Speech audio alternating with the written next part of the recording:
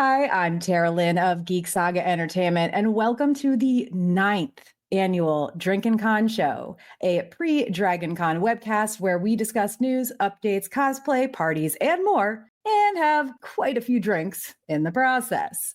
Today, I am joined by my usual podcast partner, Manny, regular Drinkin' Con co-host, Ashley, and a new guest but longtime watcher, Daniel. Go ahead and introduce yourselves. We'll just go the way I just brought you in, Manny, Ashley, and then Daniel. Share any social media info you might have if you want to. Give just like a very brief synopsis of your Dragon Con history, like about when you started going and, whatever you want to say about that. And do not forget to tell us what you're drinking. Yeah, so hi, I'm Manny. Some of you guys already know me because we do lots of other podcasts also, but I've been going to Dragon Con since 2012, except for the pandemic time and stuff like that. There was a little absence there. I used to go to other conventions, but they were mostly comic conventions in Florida before it was like a big deal. So when I went to Dragon Con, it was a crazy experience and exactly everything that I wanted out of life at that point. You can find me on social media at Manissimo Art on Instagram and Facebook, and I am drinking a very classy drink tonight. The usual from my friends at the Harbins Road gas station Chevron over there, as every year that I do. I'm Ashley. I've been going to Dragon Con since I think 2013, a year after Tara started. So I think I've been going for, I think this might be like my 13th year or something like that, if I'm mathing right. Because also the pandemic, I missed 2 years. Well, it was closed 1 year and then I missed the next one. I am on a podcast of Ice and Fire, but because there's not much coming out from George, we have been on hiatus for like at least a year now. Other than that, I'm not really much on social media. And I am drinking a Blue Hawaiian. All right, Daniel, what about you? My name's Daniel. This is my 10th Dragon Con, and I am including the pandemic year because I watched a lot of stuff on Discord while I was supposed to be at work. This is my 10th year. I've lived in Atlanta forever. I feel a little stupid for waiting so long to actually finally start going to Dragon Con. I'm the admin of the Dragon Con cocktail and mixologist group. It's really the only social media stuff that I do. And I am drinking a Mai Tai in the Drunken Dragon Mai Tai Fighter glass. All right. Well, as I already mentioned, I'm Tara. You can find me on Facebook, Instagram, and Blue Sky and Threads at A Geek Saga and on the web at geeksaga.com. I've been attending Dragon Con since 2012. I was press from 2013 to I think 2017, and then I've been an attending pro since 2018. Drink-wise, I'm taking it back to some earlier Drinkin' Con years and having some wine. Chilled white this time. I feel like the last few times I drank wine on this, it was red, but it's way too hot for that right now. Yeah. So, and then I do have some beer, my favorite Daycation beer. I'm in South Carolina right now. Daycation is a North Carolina beer, but I love it. Was never able to find it when I was living in California. So I'm excited to have that again. So I've got that waiting in the wings just in case. Real quick, don't forget that Geek Saga Entertainment now has a Patreon. We have 10 tiers ranging from $1 a month to $40 a month. It offers tons of ways to support us and receive some great perks in return, including early access to all of my Dragon Con panel recordings, which I generally release throughout the fall season after getting settled back in at home post-con. So check that out at patreon.com/geeksaga_entertainment.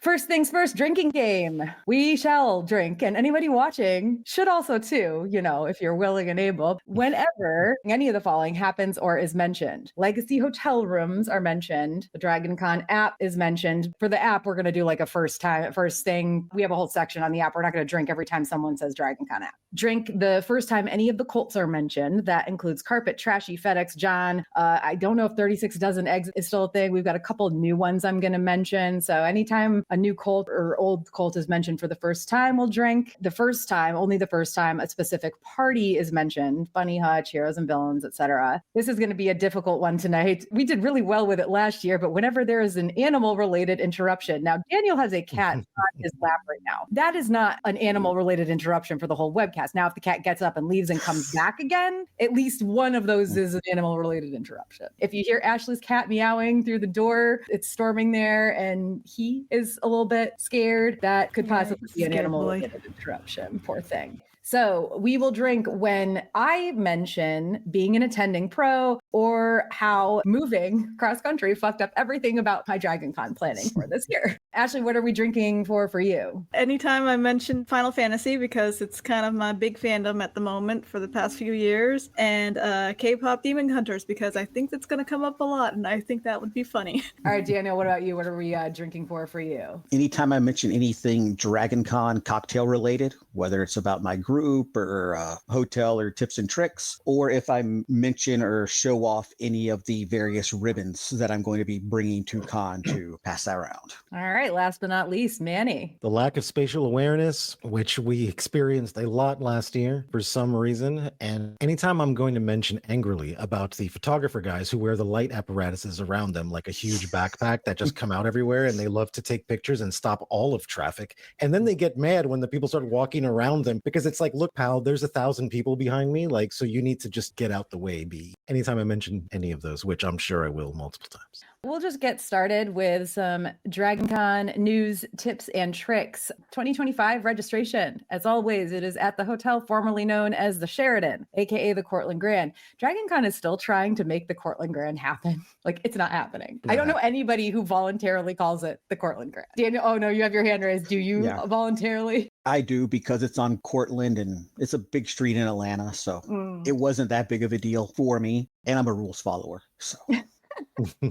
Attendance is still capped for this year, by the way, and that even includes for full weekend passes. It's actually the same cap as last year. I don't know what the actual number was. The wiki says there were like 72,000 people there. I feel like I don't know how accurate the wiki is, though, because in the years where there were definitely there have been years like 2018, 2019, where the wiki was definitely like 10,000 people off at least from actual attendance. But yeah, I don't know what the cap is, but nothing can be worse than those 2018, 2019 levels. And last year wasn't super bad, so A+ to that, I guess. Yeah, I would think that is probably 75. Like, I think that's the more realistic number. Day passes, those are available again, but they're also limited.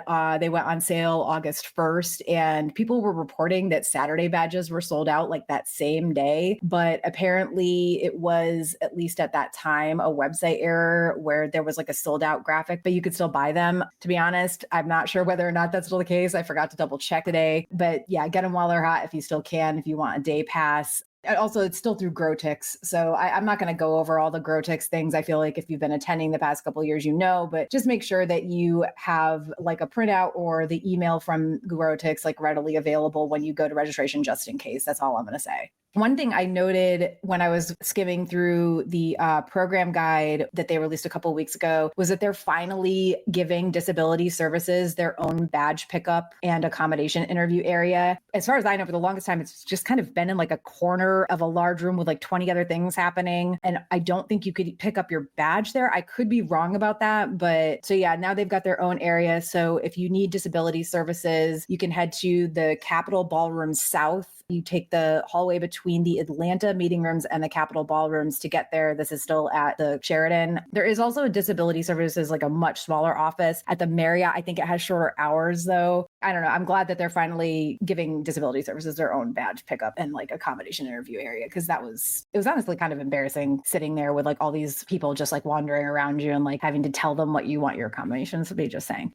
New news for 2025. Before I get into new quote unquote cults, quote unquote, does anybody have any new news that they've seen, heard? The Apocalypse Rising track has moved in the Westin. They're still on the same floor. They've just moved down the hall to a bigger room. And the Silk Road track has expanded into the next room. So it's now like 4 rooms wide. So I think they said they got like an extra 75 seats. And we have a cat interruption.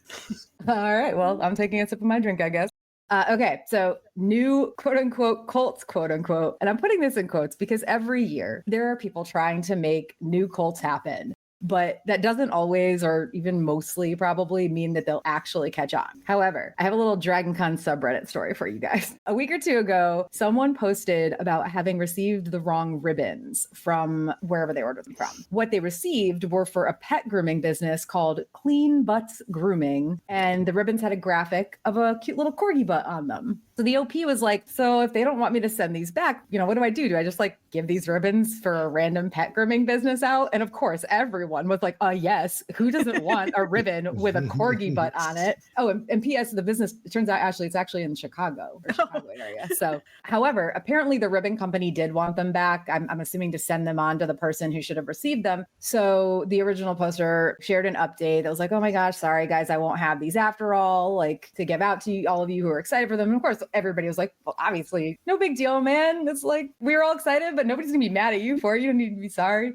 However, just a couple of days ago, the person who owns Clean Butts Grooming posted in the Dragon Con subreddit because they are also a Dragon Con attendee. They didn't buy the ribbons for Dragon Con, but now they are bringing some of those ribbons and also some stickers to give out. And like, this is just one of the most Dragon Con things to ever Dragon Con. Of course, people in the subreddit are now talking about the cult of the clean butts and hailing the clean butt corgi. And it sounds like some other person actually ordered 100 ribbons of the same design, like some other non-involved person. So like, this is the kind of cult creation I can get behind. Yeah. Someone wanted to talk about the cult of Dragon Con misconnections. Yes. That was you. As someone who is active in the Facebook page, after last year's Dragon Con, there's a lot of people posting, I guess, trying to find people or saying, oh, I like this costume or something. Anyway, someone took issue with that and was very upset and made a post talking about how this Facebook page is not a dating app. And the internet did what the internet does. I searched back in time trying to find the old posts, trying to find out where it started. I couldn't find the original post that set the whole thing off, but it's just wall after wall after wall of people posting, hey, not a dating app, but this is my profile. Who wants to hook up? And it's the Demigorgon or, Raptor looking for a mate. It still continues every now and then. It pops up again in the Facebook page. So it's still a continuing thing. And then with the app getting updated, people were talking about, it's like, oh, is the dating app out? So it's definitely lived through the entire year to resurface. I would not be surprised if I saw ribbons talking about the dating app. I almost feel like Dragon Con could release a pay to be part of it for a small fee, like a couple bucks a month or something, dating app, and people would sign up for it. Even if you don't live in the same area, it's like meet a nerd. You could just become best friends. There is a Cult of Misconnection Facebook page that is like A1 like meme posting. It's been like super active the entire year. I think this is one of the few cults that actually has staying power. Yeah, like the canon, maybe it'll come back. I'm not sure, but this one at least has been active. People keep making references to it. Any other new news that anybody had that was like kind of generic other than new cults? Or, I mean, I guess the Cult of the Misconnections isn't super new, but it's post Dragon Con new, post Dragon Con 2024 new. I will say there was something that I saw about the way they're letting people into the gaming rooms, like the gaming area that's in the America's Mart, so that those people don't have to wait in the vendor hall line.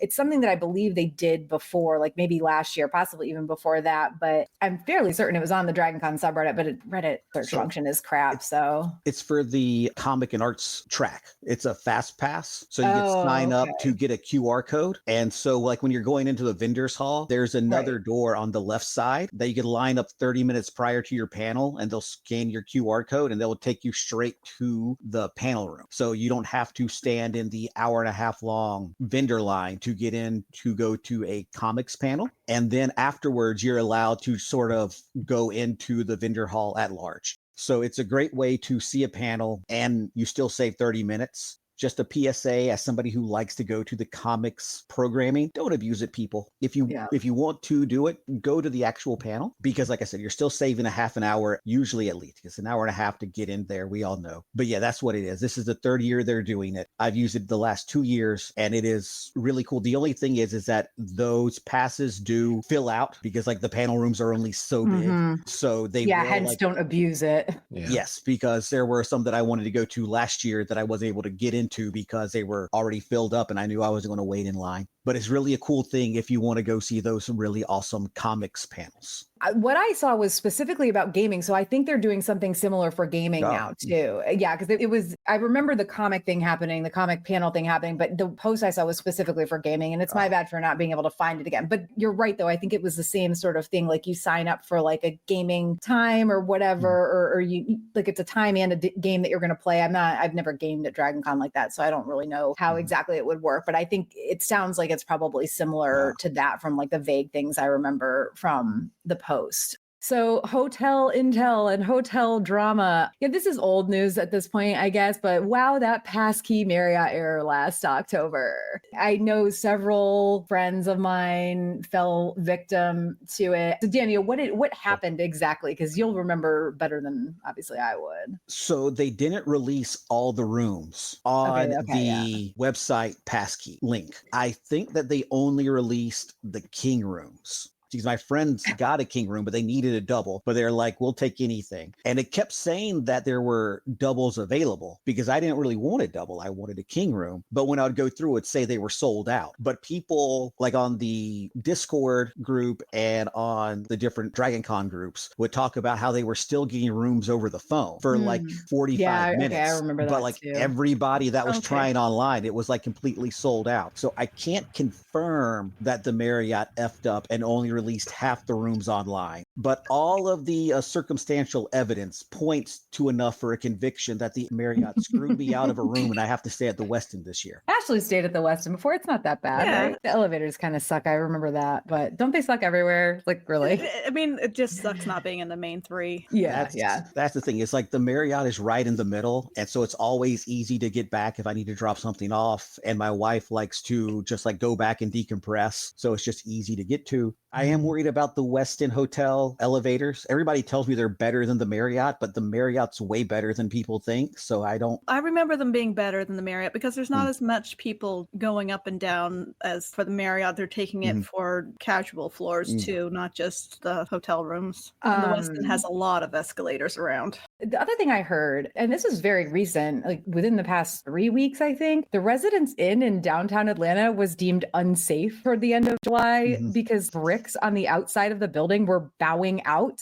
And there were also comments that I saw online about bricks falling off the building, but the official news reports don't seem to mention that. The official news reports did still state, as of like a week ago when I was like trying to figure out what was going on, they did still state that it was unsafe. There haven't been any updates on it. You know, nothing like, oh, it's been suddenly declared safe again, right? But you can still book rooms for random nights. And like, I was actually checking their website like a week ago because I was like, so can you even book rooms? Like maybe they stopped allowing you to book rooms. Obviously, I didn't check Dragon Con weekend because I knew it would probably be marked as sold out even if they were available to book. But I checked like the weekend before, like next weekend, and you could still book rooms that weekend. And I'm like, so wait, is it unsafe or not? How are there zero updates about this? That seems like a pretty dangerous fucking situation that like halfway up this giant building, there's pictures of it. It does not look good. Maybe they fixed it emergency fast. You'd think that if they had fixed it that fast, that there would be like an update. They would be like, hey, news, maybe take down those articles that say we were deemed unsafe, and they haven't, which is weird. So yeah, who knows what's happening there? If you're staying at that Residence Inn, I don't know. Like maybe double check. The walls. Yeah. Hope you're staying on a very low floor and don't bounce around too much. Well, at least like the Peachtree roadside. I think that's the one is the one that's in question. If you're on the other side of the building, I think that you could be fine. Is it just one Peachtree side? Are not three of the sides of the hotel on a Peachtree? I mean, I'm joking, but it's fucking possible. You could be right. We love a peach tree in the city. Yeah. Yep. Okay, so hotel themes. Hilton is How to Train Your Dragon. I'm actually excited for this one. They've really been stepping up their game on how decorated it is. So they really have. Last year was wild. What was last year again? Beetlejuice. Oh, okay, yeah. And the year it was before just the was way like Mario, right? Yeah. It's just the amount of effort that they're putting into it. You know, they have like DJs, they have this stuff, and it's like the party. Like I spent more time there than I did at the Marriott, like by far. I was like, no, I can actually walk around here. I can hang out. Like it's not overly crowded. Like it was a much more comfortable experience hanging out there than it was in the Marriott. Just don't steal the stuff, people. People were doing that? So on Wednesday night, I believe, the Hilton had like their big Beetlejuice display down where the photo op was stolen. And there was like, they were really considering just taking everything down. So yeah, people. That's ridiculous. Yeah, don't ruin it for everyone. Yeah. Yep. Don't ruin it. I feel like I would be shocked to hear that was a Dragon Con attendee, though. I don't know. I know that there's bad apples in every batch, right? But like, you're also messing the thing up for yourself all weekend too, you know? I'm excited for How to Train Your Dragon. The one thing I'll say about it is they announced the themes kind of so late, like about a little bit over a month if you're lucky ahead of time. Like this isn't one that's very easy to just like throw together a costume for. If you are like one of those big, like, I got to get a picture of my Hilton themed costume in the Hilton themed like area. It's not a complaint or anything. It's just like, if you have a How to Train Your Dragon costume,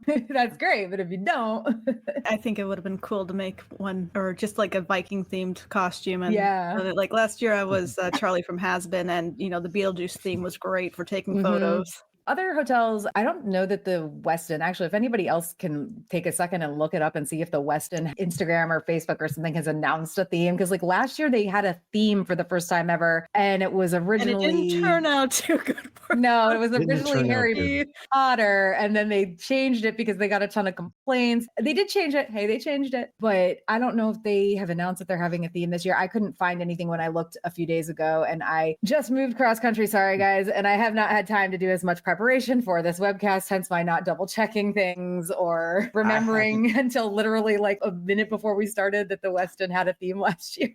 So take a drink for that. I searched, and the first thing that came up was drama over last year. So they probably just don't want to touch it again. Yeah. They've done soft theming in the past, like MCU stuff the previous couple of years. Which is what they ended up doing last year, was kind of a superhero thing. Yeah. That was the first year they announced something and it didn't go as they were hoping. So I think they may be going back to just, hey, we'll just do soft themes and not say anything and hope for the best. They could be superhero themed every year and nobody would ever say a thing about it. The Hyatt used to do a theme. I definitely remember years where they had a whole setup. There was one year where they had a whole setup in the lobby that was Stranger Things. And this was before the Hilton ever did Stranger Things. It was like 2016 or 2017, because it was one of the years, Ashley, that we did our Hunger Games Bunny Hutch group. And we did that 2 years in a row. Yeah. So it was either 2016 or 2017. I can't recall if they had one after 2017, but they still always have like this themed burger. Like last year, it was like Twisters themed. This year, I think it's SpongeBob themed, which I love me some SpongeBob, but that's a little bit weird. And I could be wrong because I'm at a loss for what else this burger could be. It's called the Briny Barnacle Burger.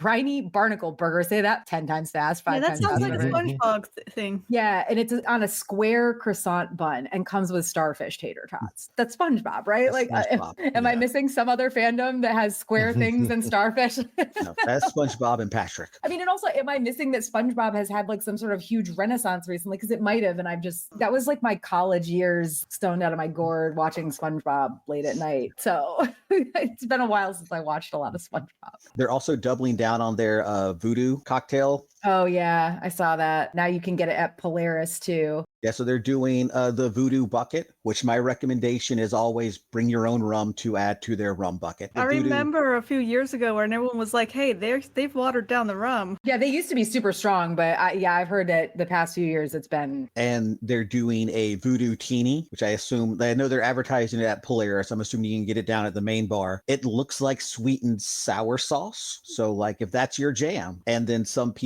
we're doing a cocktail meetup on Wednesday at the Hyatt bar. So we'll probably try it out. Are they offering the martini version, for lack of a better word, at the lobby bar too, or just at Polaris? Do you know? I'm not 100% sure. Like, I don't know why they would not serve it at the bar when you can get way more nerds with volume money there than you can get up. It's another corporate teeny. So I can't imagine that it's like a whole bunch of like artisanal ingredients that you're throwing into this. So yeah, I would be very disappointed if you couldn't get it at the actual bar. Yep. Animal related interruption, drink. I will too, because like I looked at the Polaris menu and I saw they were open all weekend this time, and I was like, maybe I could do like a dinner, like an very early dinner or something there, but not even the price necessarily. It is pricey, but not like so insanely like, listen, I just came from California. Like nothing seems insane to me anymore. It's more just like I'm not interested in anything on this menu. Yeah. Or I can't eat it because I do have like some food allergies. So it's like I'd either have to order like this one dish without at least one of its main ingredients, or like there's like one thing I can't order at all. So I don't know. But hey, more power to you if you want to go to Polaris. That's the one place that had the issues a couple years ago. They haven't done the Iceberg Lounge. No, that's at the Hilton. Polaris is the one that's at the top of the Hyatt.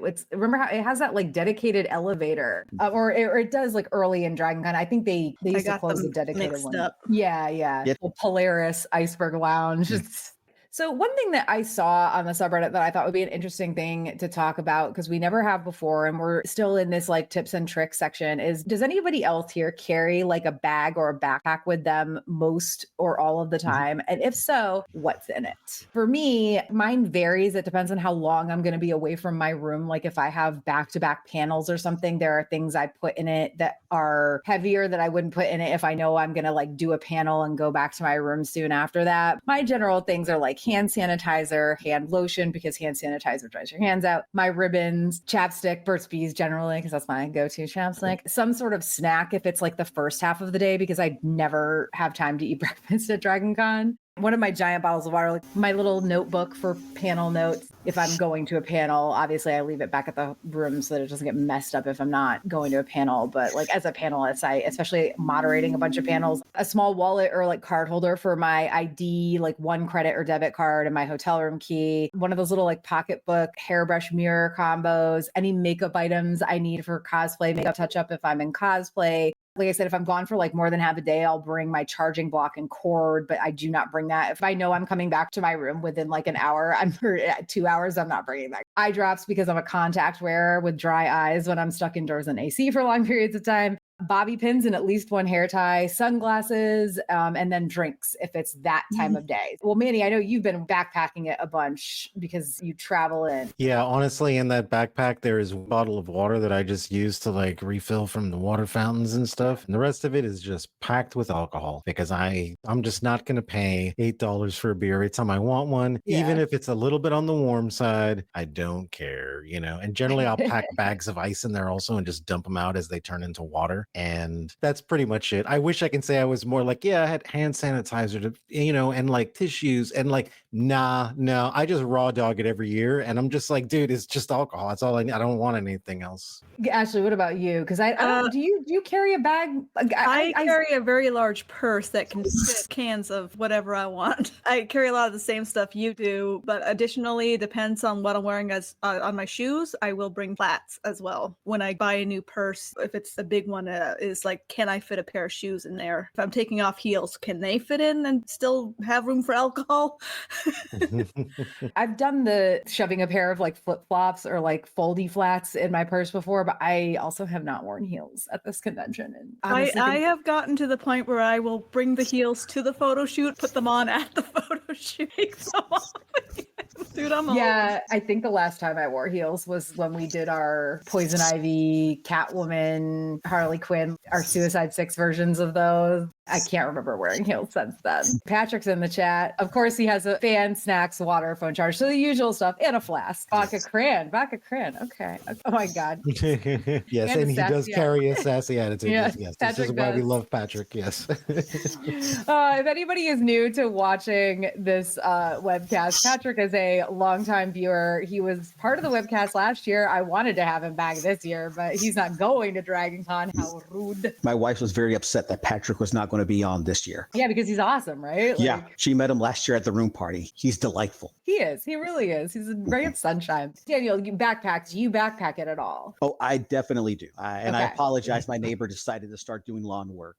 I was like, what is it? Because it wasn't happening when the whole first part of the webcast. Then all of a sudden it was like, what is that noise? And you're the first one next to me. So I muted you first and it went away. So I wasn't just choosing you because you're new. I was choosing you because you're to the right of me on my like leaderboard here.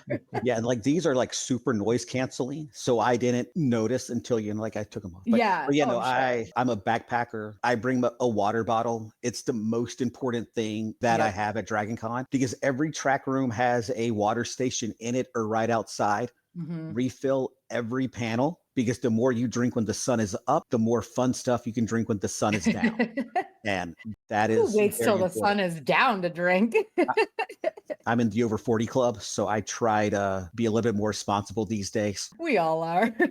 But no, so I usually keep my snacks in my bag. So I'll have like raisins, craisins, granola bars for my morning panels. I will have some sort of like cracker or rice cake and like some sort of meat stick during the afternoon. Meat stick.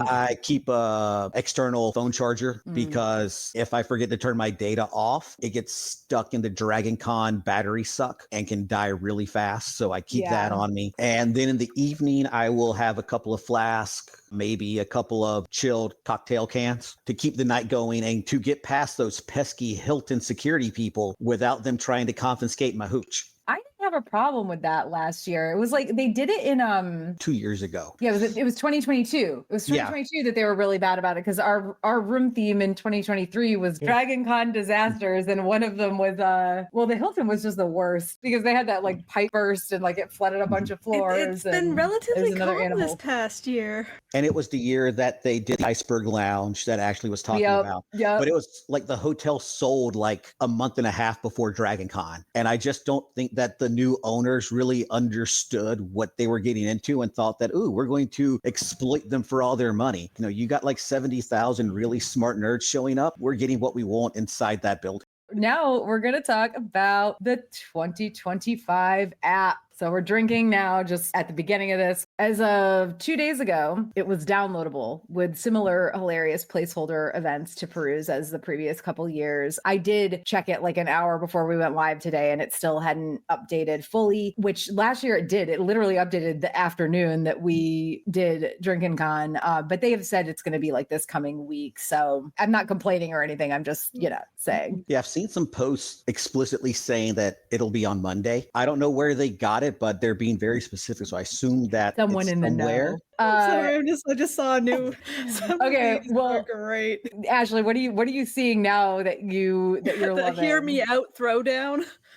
Oh yes, I saw that one. I have two favorites I'm going to mention, but I did see the Hear Me Out one. Did anybody else take a look-see at the app and see like what their favorites were for the fake events?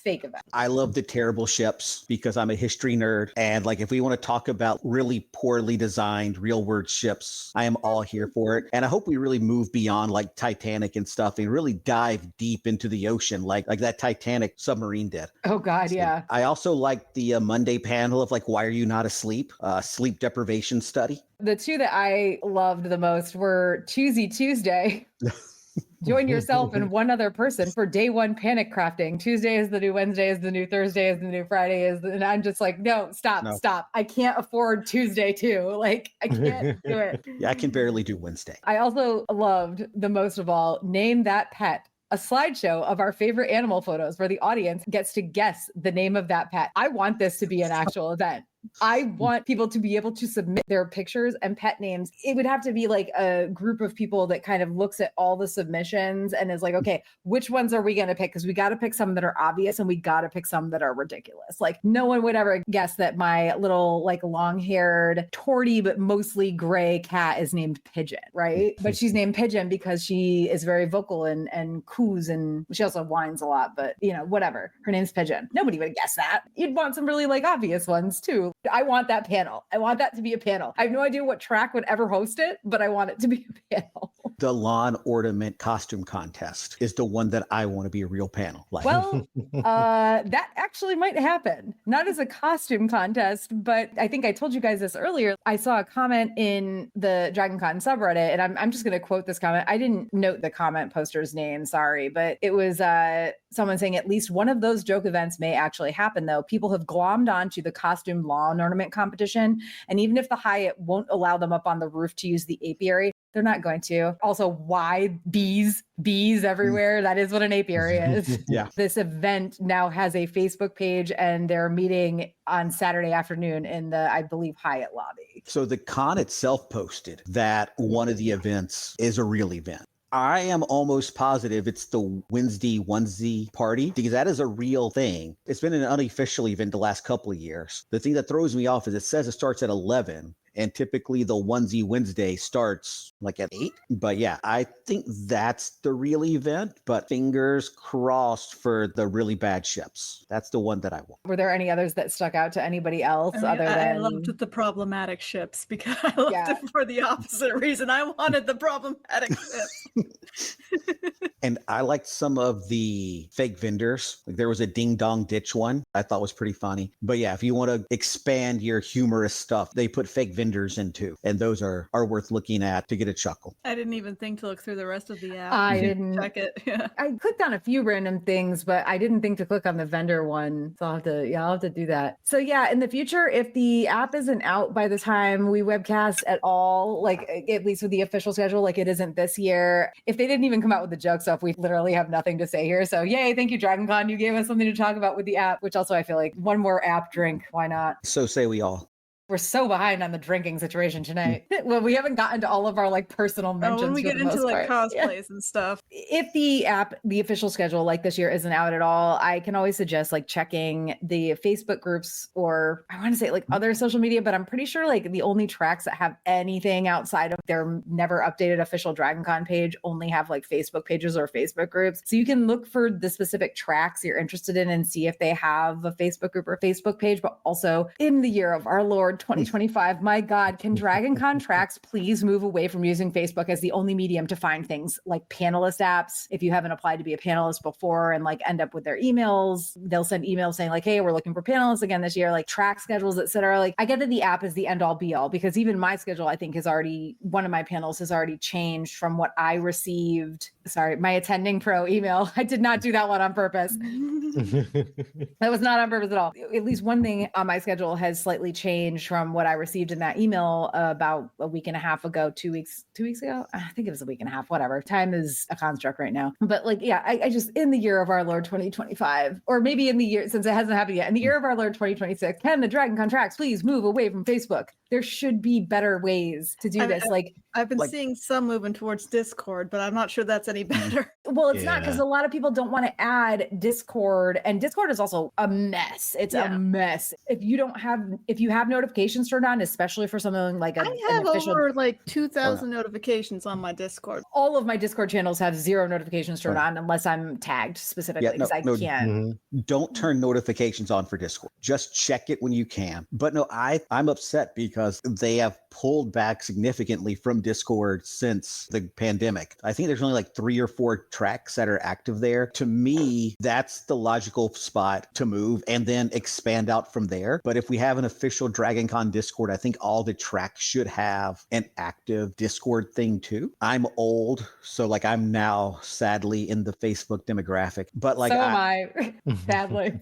I just use it for groups, basically. When people ask to be friends on Facebook, I'm almost like, what's wrong with you? Like, no, we can be friends in a group. Like, let's meet there. We can chat. But yeah, no, I think that Discord is the thing, or like even subreddits. But once again, I'm old and I'm out of touch. So there's probably better things. What really needs to happen is there needs to be somebody, and I know all of the DragonCon. That central place where you can find out where to go for all these things, because we all know the website's not it. Well, right. And that's what I was going to say, is that like, listen, from the bottom of my heart, I understand that all of these track directors and all of this is all volunteers. I get that. And so this is not me like necessarily like complaining or talking crap. This is just me saying that like, I really think it should just all be on the website. Like, I'm not saying don't have a Facebook group or don't have a Facebook page or don't have a channel on the Discord if you can keep it up. But like, they really need to have actual website pages for these tracks that are updated. And I'm not even all the time, but like, if you have a panelist app, that should be on the website. It really should, because otherwise, like, it's just, and I say this as somebody who is like kind of the same old. Like I end up on the same tracks every year as a panelist. So like, I get it. You want to see new voices. You want to see new people. It also would help with diversity, I think, if people weren't having to be like, where the fuck do I find this information? Well, now it's too late to find the information because I didn't know where to find it in the first place. And not even all the tracks have panelist applications at all, which I recently found out that even for, don't drink for this one because I'm annoyed about this, but even for like attending pros, there's not a way I can say I'm interested in these tracks and would be possibly interested in these properties. There's no way to do that. It is really insane to me that that's the case. And I'm not even the person that I'm mad about it for. I want people who maybe haven't had a chance yet, or also like DragonCon yells all the time about like, we want to have more diverse voices, but then like most of the time it's just me and a bunch of white people, and usually mostly white dudes on panels together. So there has to be some better way to do this. There has to be. And if it means, because they have pages for each track, right? So they have the ability to host these pages. It's not a problem of like, these don't exist ever. They just need to make sure that all of the tracks have somebody who will update them. And I know it's volunteer run, but this is like really on my mind and on my nerves this year, especially because I don't think it should be that difficult for people to figure out how to get involved in a convention that is like, we want more diverse voices. Well, you're not giving diverse voices a chance when the only place people can find most things is in random Facebook groups. Sorry, not sorry. I get that a lot because I used to be a really big anime fan and high fantasy stuff. Like my interests have shifted. I'm a bit more into video games these days. I don't know who to get in touch with to pitch ideas or something. Like I know where to go for Final Fantasy, Drink, but all the other ones, I have no idea who's in charge or where they submit ideas for panels or whatnot. But no, I remember when they did the big website update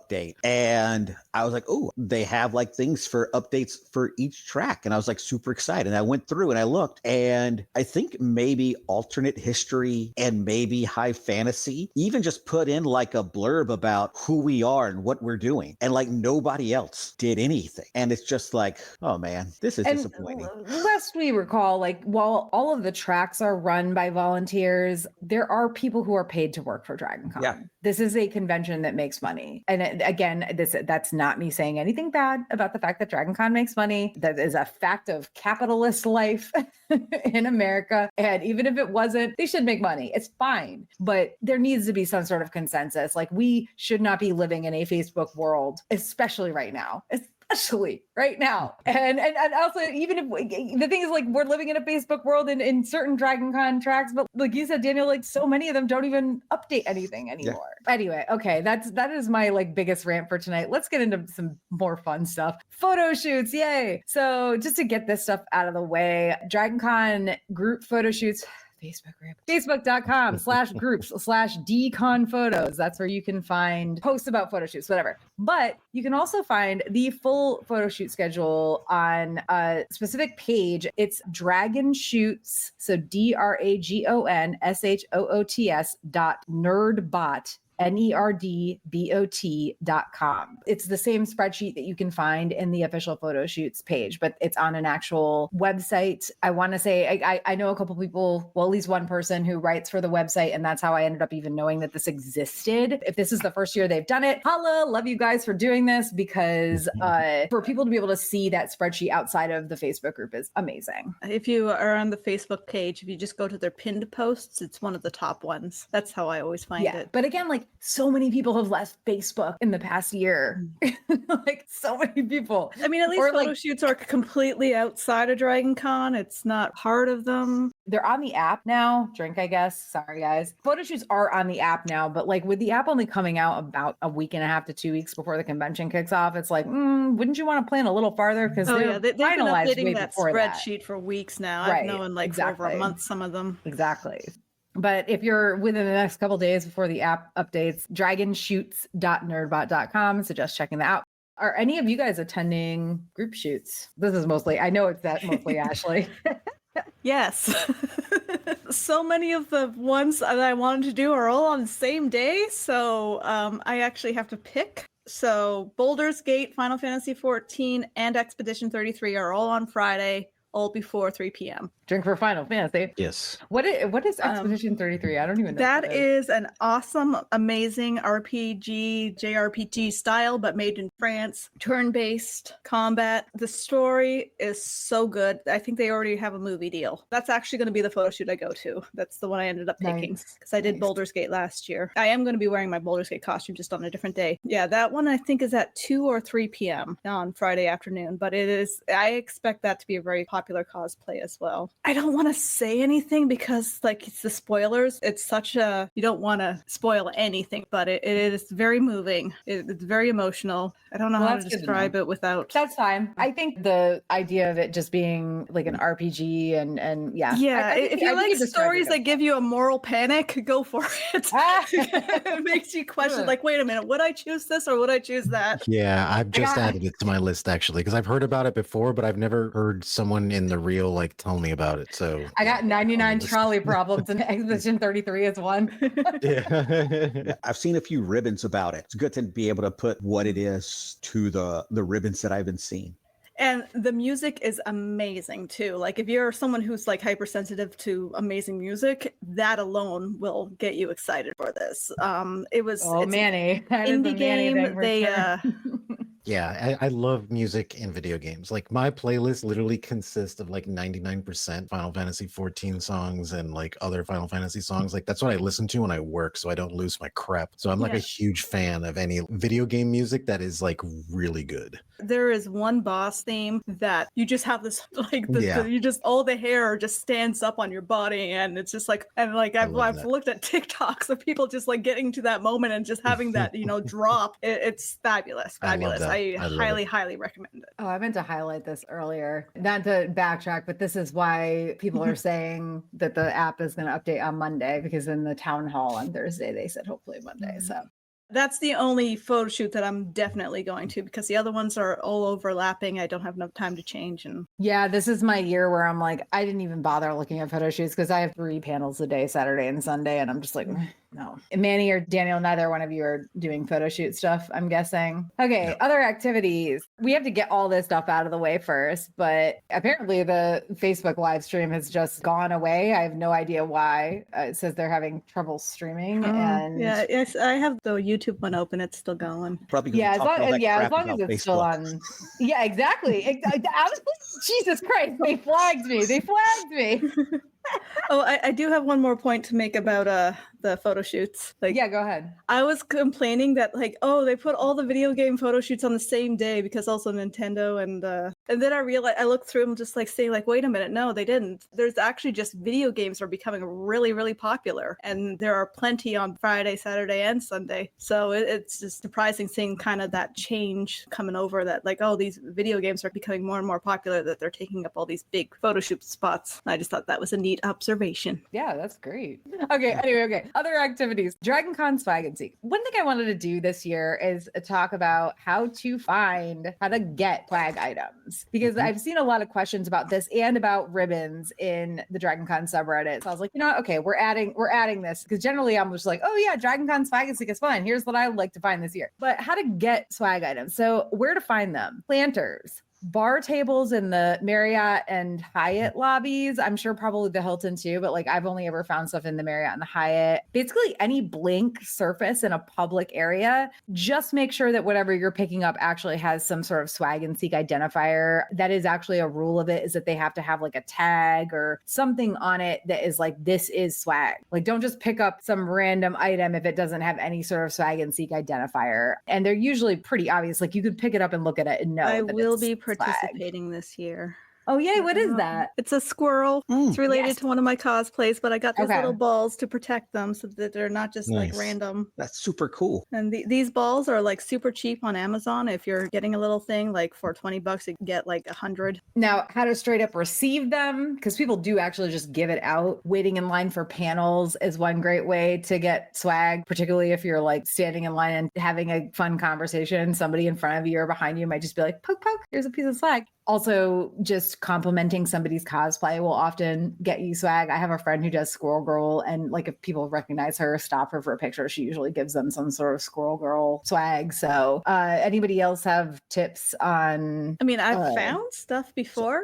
And I've always been like, oh my God, I was chosen. I might only find one, but it makes that person's day. Like it really does if you find something. And if you have somebody who like makes keychains, just ride in an elevator with a backpack. Because I would do that and then find weird things clipped onto my backpack where I'm like, where did this come from? That was before I knew what swag was. I had no idea what it was. This was back in like 2018 and I didn't know what it was. And I remember going up the elevator, didn't feel anything, came down and I was putting something on my backpack and I had things like clipped on, like these really cool, like homemade kind of stuff. And I was like, what is this? Who did this?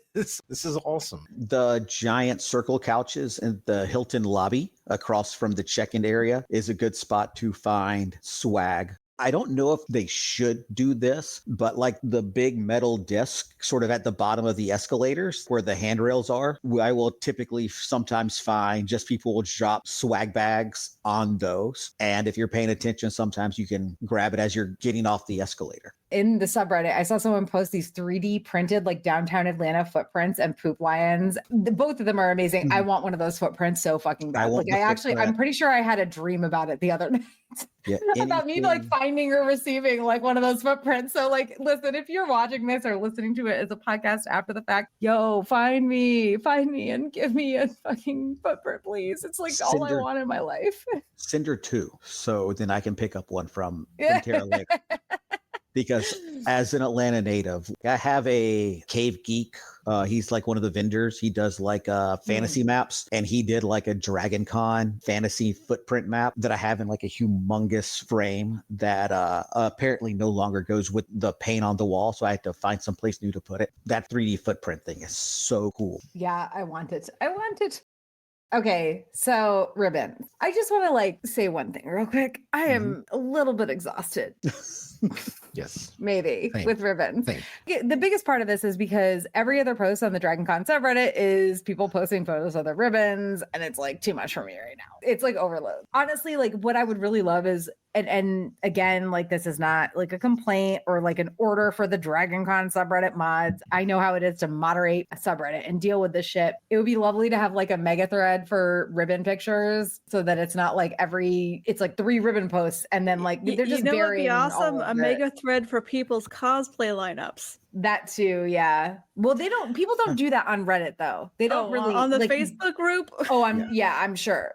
I am a come to Jesus ribbon person because like there's really great things about it, but there are things that I don't love about the community too. Sharing all the photos on Reddit is not the bad stuff because like I'm not a cosplay person. And so like I don't tell people like, oh, don't post your cosplay photos. But my problem is the very transactional nature that some of the people have with the ribbons. Like I make my ribbons if we want to drink because I've been to Dragon Con blank number of years and all I have is this lousy ribbon. But so many people are like, I will give you a ribbon, but you have to give me one back because I want to have like 1,000 badge beard long ribbon. Yeah. And a lot of people are really intimidated about getting ribbons because they don't bring them. They just want to get some, which is how I started getting into ribbons. Like I would just meet somebody and I'd be like, oh, hey, that's a cool costume. And they would give me one, or we're talking about weird, nerdy things we like and they give me one. And so like, I don't go to the meetups. I just give them out to people when we have a conversation, unless they're like a really specific one that's for like specific things. And I just want people to know, if you're watching this, you don't have to have a ribbon to get a ribbon. Just talk to people and they will be more than happy to give you one. I would avoid the ribbon meetups if you don't have anything, because that's where it gets a little aggressive. That's my 2 cents.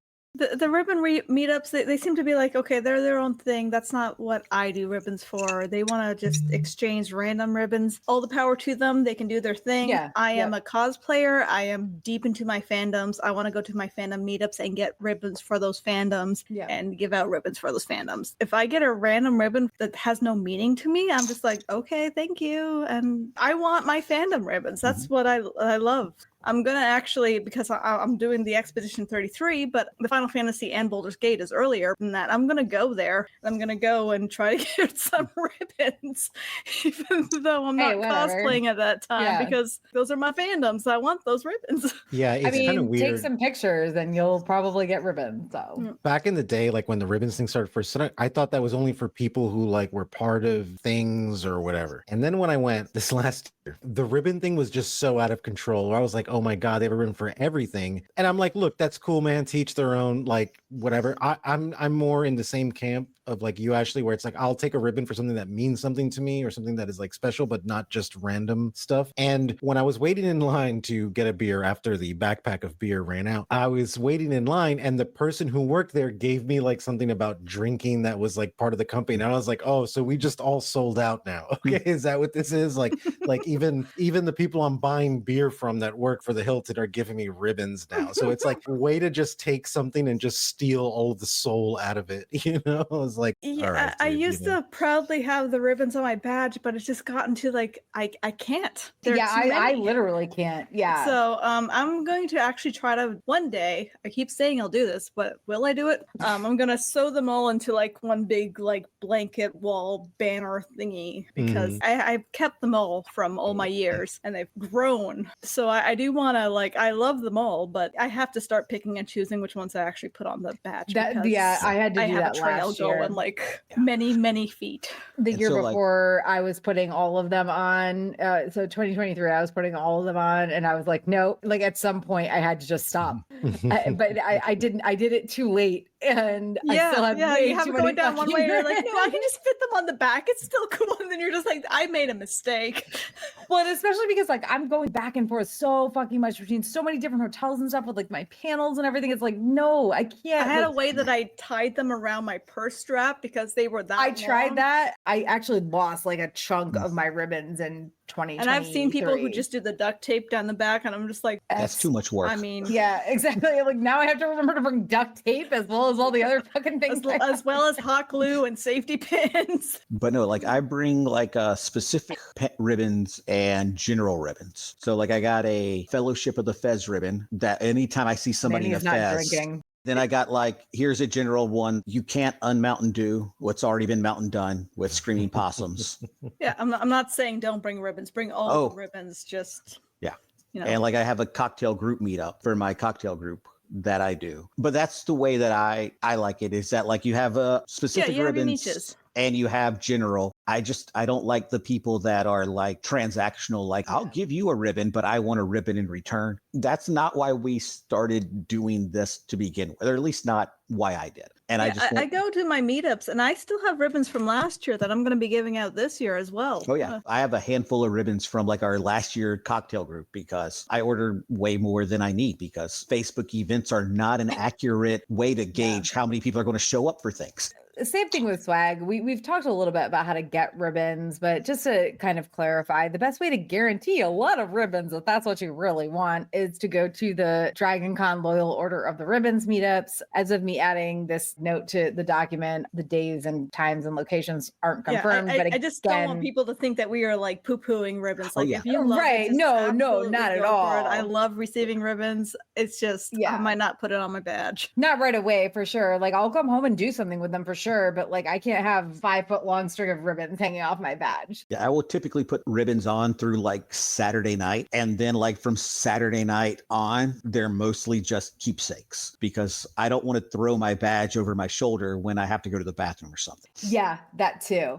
I, for instance, almost exclusively hand mine out at my panels. Other panelists will also often hand theirs out at panels too, or just have like a stack on the panelist table while they're in the room. So like a little bit before the panel, during, and a little bit after. But the other people might give them out in the general public more often than I do. Same as with like swag and seek, like you can sometimes get them while waiting in line for panels, or even while just like standing around in the bars chatting, which I did last year.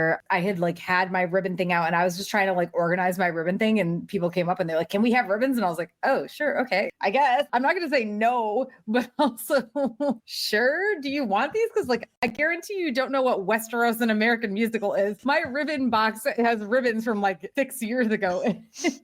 But sometimes you can get them while waiting in line for panels, sitting around bars chatting, or also like complimenting people's cosplays. Though of course, none of this is guaranteed to land you a ribbon or swag. Photo shoots though, like Ashley said, lots of ribbons at those in my experience. I got so many House of the Dragon, Game of Thrones ribbons at the ASWAF Song of Ice and Fire photo shoot last year. As someone who's trashing photo shoots but not being in costume, I would not expect to get a ribbon until I'm giving them out. If you're a cosplayer, expect all the ribbons. But if you're just hanging out in the general area, they're expensive. Okay, Patrick is in the chat saying we should take a shot together. I don't have a shot. I just have my drink, but I can definitely take out. I might have to leave and get more. Yeah, I think I'm going to have to get some more too. I'll just take a very long drink of wine. Woo!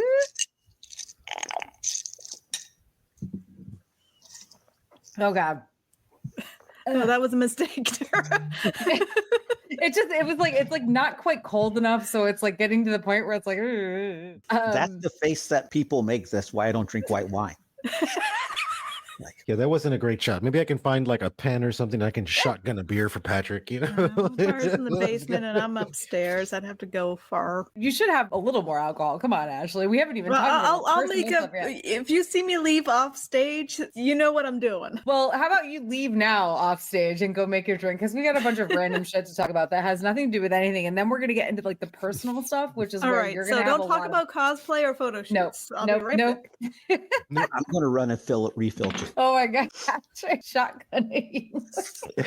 This is why I shouldn't say things out loud to Patrick, because Patrick's like, yeah, do it, man. And I'm not going to say no to Patrick ever in any capacity. So I'm like, yes, let's do it. Oh, Yeah. except I would make a total mess over everything. Oh, and Daniel just left too. And there was something I was going to ask Daniel about. So other like activities, there used to be things like conquesting, which is not used to be. Conquesting is a thing this year. You find the quest giver, get your quest, complete it, and get a prize. This year, the quest giver will be around. Just find the guy wearing a hat with a light up exclamation point on it. I wasn't clear if it was like on the front of the hat or like on the top of the hat, but there is a quest giver this year. He will be wearing a hat with a light up exclamation point. So get your quest, complete it, get a prize. But Daniel, you also were talking about some scavenger hunt stuff in the chat, but I was like a little bit confused about it. Do you remember what we were talking about there? So the secret food court is going to have extended hours this year, which I can't remember if it's matching the hours last year or if this is a new extended hour. So they used to only go through Friday, midday Saturday or Friday. Yeah. So they're going to be open, I think, all weekend. I could be wrong. Oh my God, does that mean I can get Dunkin' Donuts all weekend?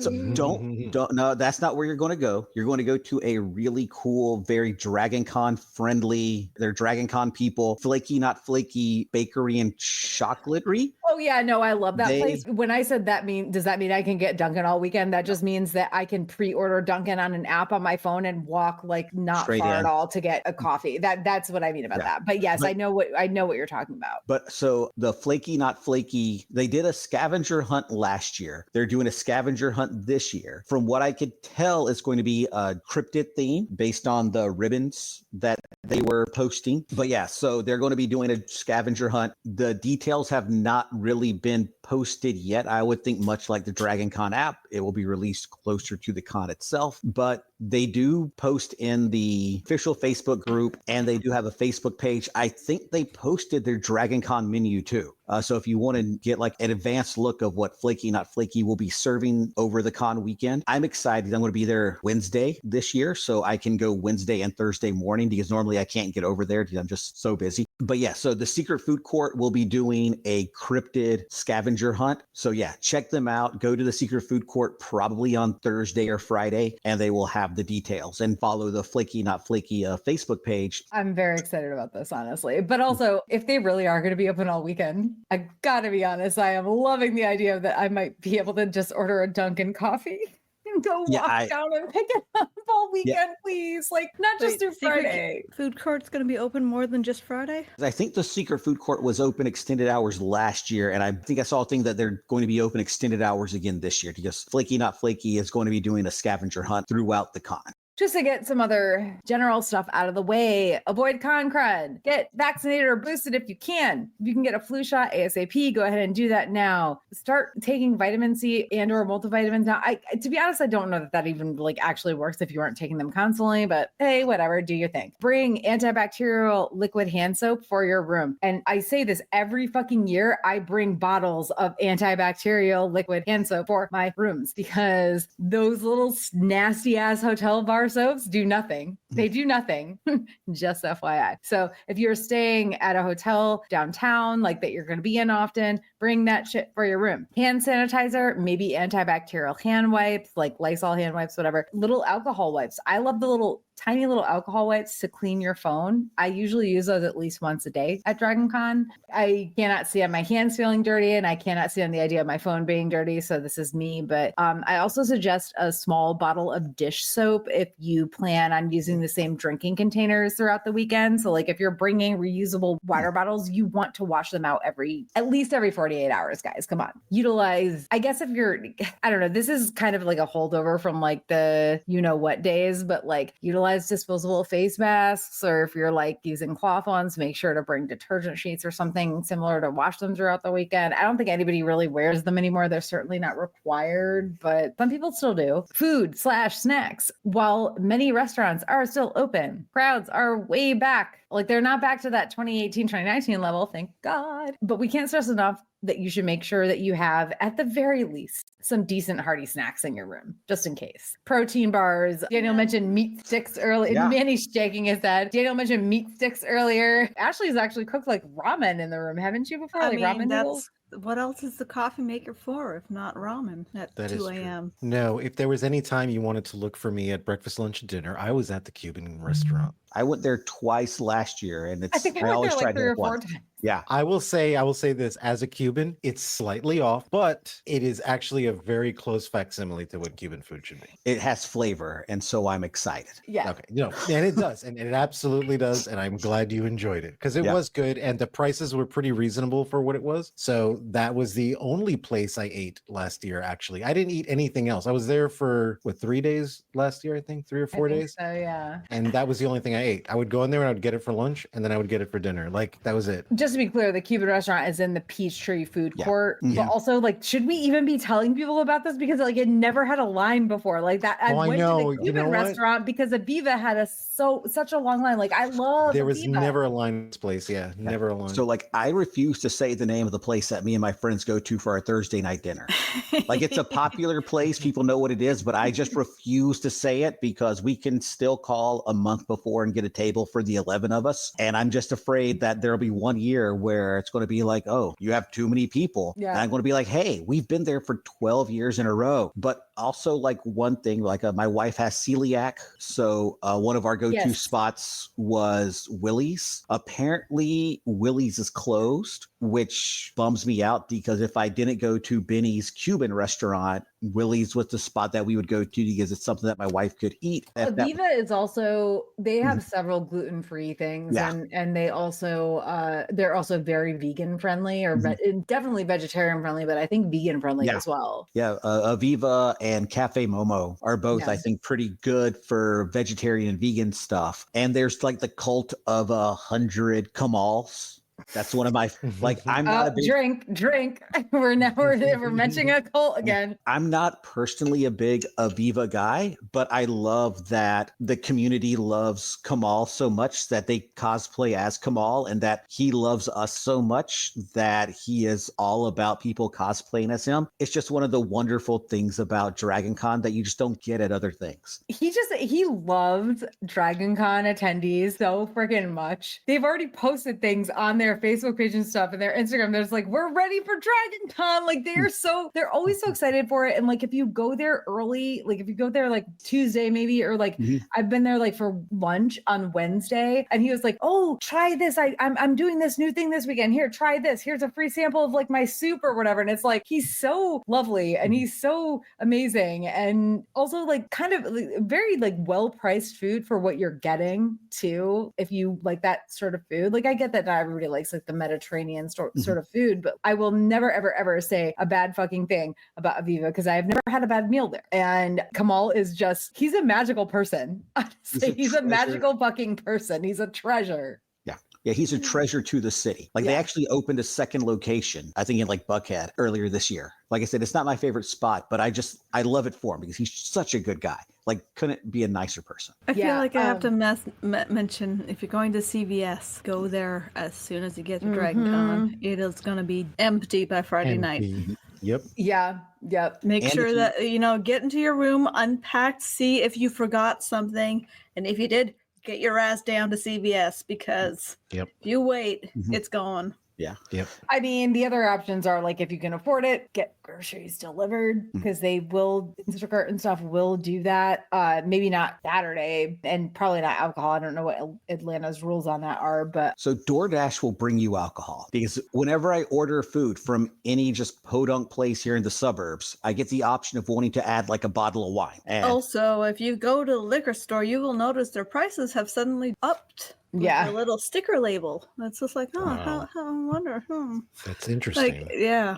yeah, I wonder why that happens. Bring your alcohol ahead of time because they know. Well, but a lot of people can't because they fly in, and that's like, God, it's gotta suck Get to, out like, the airport. They can't do that shit there. And speaking of alcohol, if you are Atlanta local or you're coming, the Dragon Con vodka is, as of last weekend, was still pretty available at all of your like moderate and up liquor stores. If you want the Dragon Con bourbon, I only seen people picking that up at Greens and maybe Tower. I haven't seen that out in the wild in like a month and a half. So I saw that they were selling that, and I was like, I'm not spending that much for a bottle of vodka just because, like, I want to, but I'm not spending that much for a bottle of vodka just because it has a dragon. Like, I love the idea, and no judgment on anybody who does it because I would do it if I personally wasn't a cheapskate in terms of liquor. Like, I'm a cheapskate. Like, I am drinking a like $8 bottle of like giant bottle of wine right now. Okay.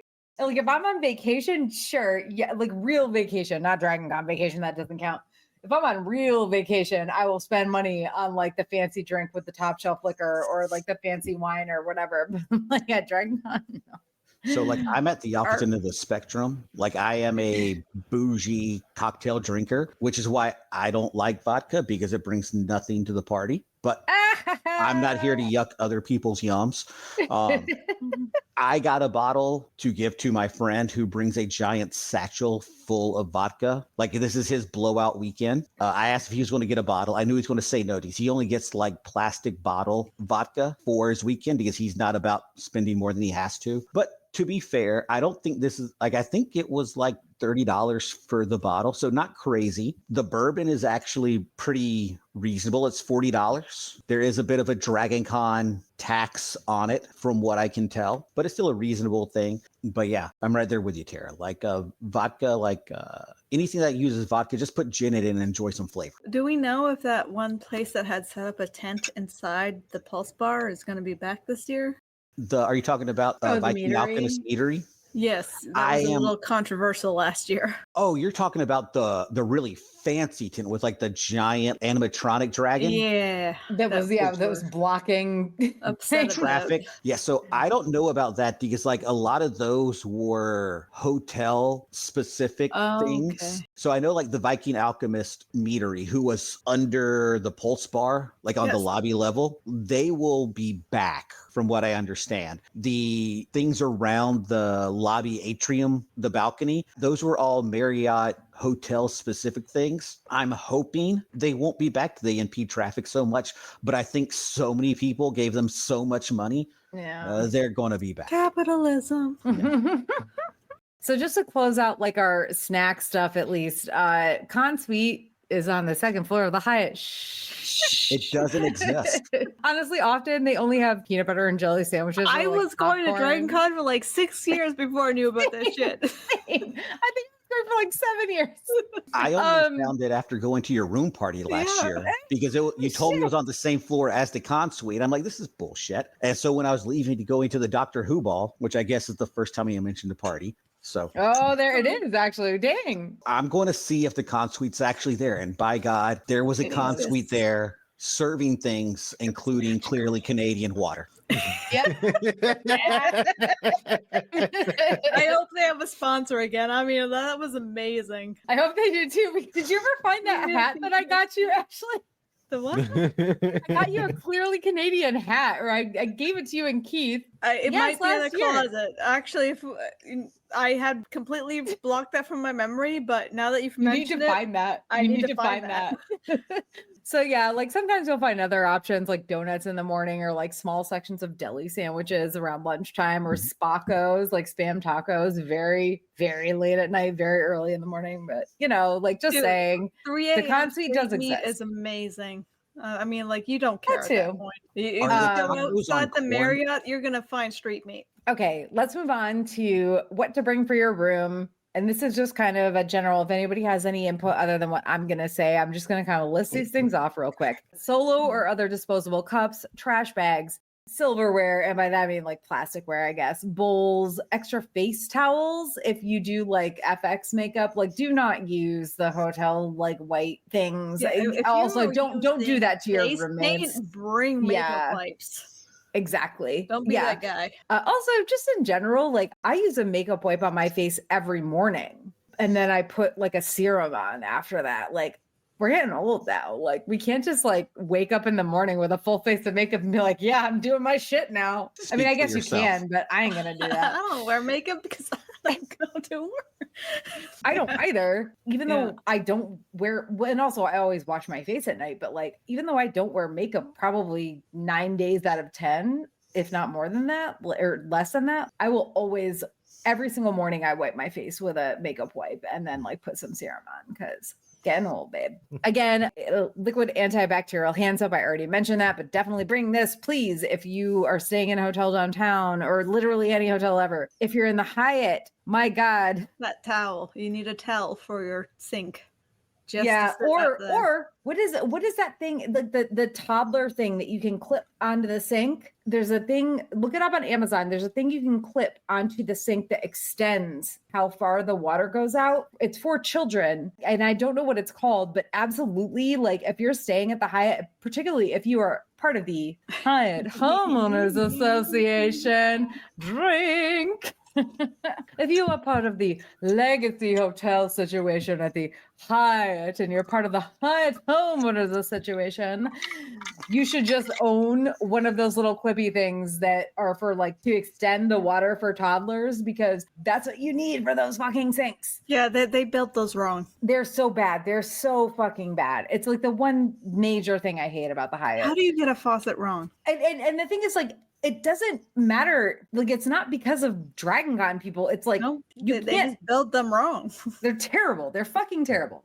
So liquid IV is one thing that one of our viewers is suggesting. I agree with that. The Med Spa is back. It's a different brand, but they've been vouched for. I am People who not have letting used anybody. it say that it's great. So Yeah, I am if not you letting need it- anybody near my veins at Drinkin Con. That So is like not- I don't like needles. no, so same. like no.